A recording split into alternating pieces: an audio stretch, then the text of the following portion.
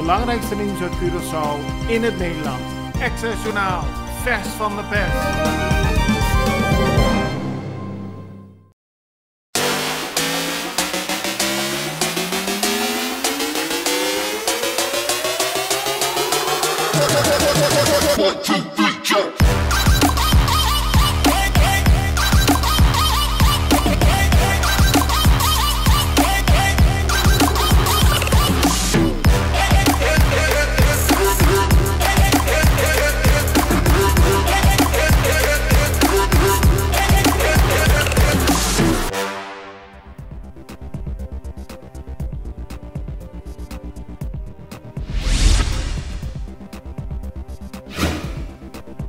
De Extra opent vandaag met een verhaal over een 11-jarig meisje dat bijna een jaar lang misbruikt is door 2 buurmannen.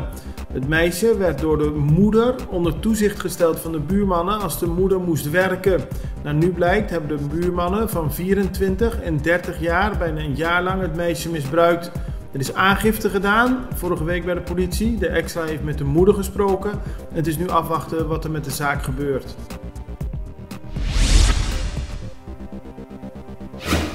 De gezaghebber van Bonaire, Edison Reina, heeft gisteren aangifte gedaan bij het Openbaar Ministerie van een doodsbedreiging. Via anonieme berichten op sociale media is er $50.000 uitgeloofd voor het hoofd van Reina.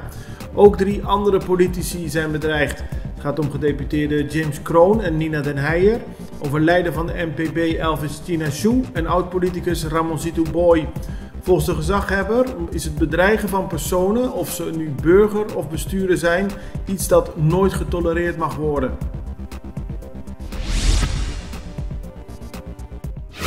Na Colectra, nós toma tempo para servir ora com mais de comigo. Llama-nos centro de cliente na telefone 0800-035 de Jaluna para Viernes voor die setor de mente te com setor de noite para turno serviço of patrãozita. Se você transita para Chasabra, também por hora. Por escolher para trabalhar, riba aqualectra.com e aproveitar a mesura, põe o documento na cerca para visita cerca nós, vai mais fácil. Sim, Aqualectra, seu centro de cliente, está claro para servir na momento que você come a boa.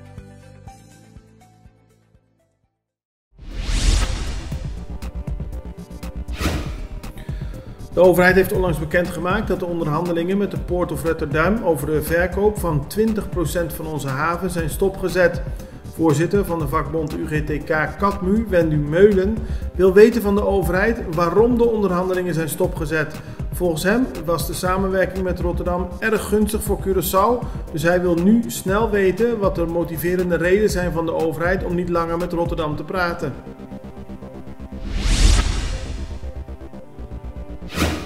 Nu de onderhandelingen met Cork BV over de overname van de raffinaderij zijn stopgezet, moet de overheid werk gaan maken van de ontwikkeling van Bullenbaai. Samen met lokale bedrijven moet de olieterminal in Bullenbaai verder opgeknapt worden, zodat het een economische activiteit gaat krijgen. Dat zegt Wendel Meulen, voorzitter van de vakbond UGTK Katmu, vandaag in de Extra.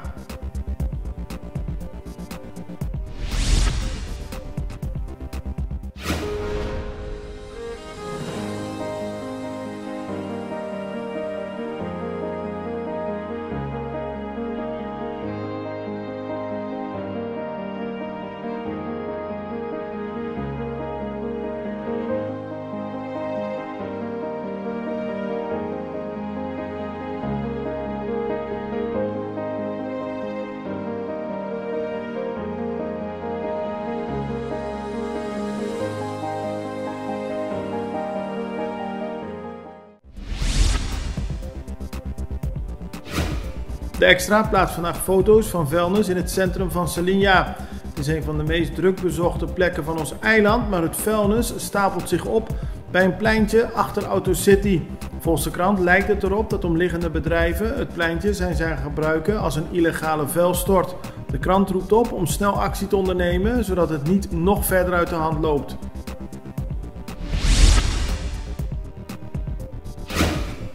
Op 21 december vindt er een repatriëringsvlucht plaats voor Venezolanen die momenteel op ons eiland zijn en terug willen naar hun vaderland. Er zijn nog tickets te koop tot 5 december voor 436 gulden per stuk. Volgens mensenrechtenorganisaties gaat het echter om een deportatievlucht en is het vooral bedoeld om gevangen gezette illegale Venezolanen terug naar hun land te sturen.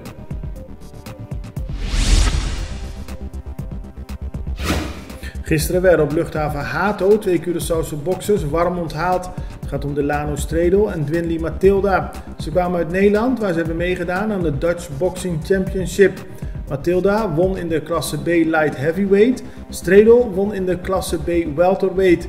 Familie, vrienden, medesporters en parlementariër Corinja Ungenaro waren aanwezig om de twee warm te onthalen. Het belangrijkste nieuws uit Curaçao in het Nederland. Access Journaal, vers van de pers.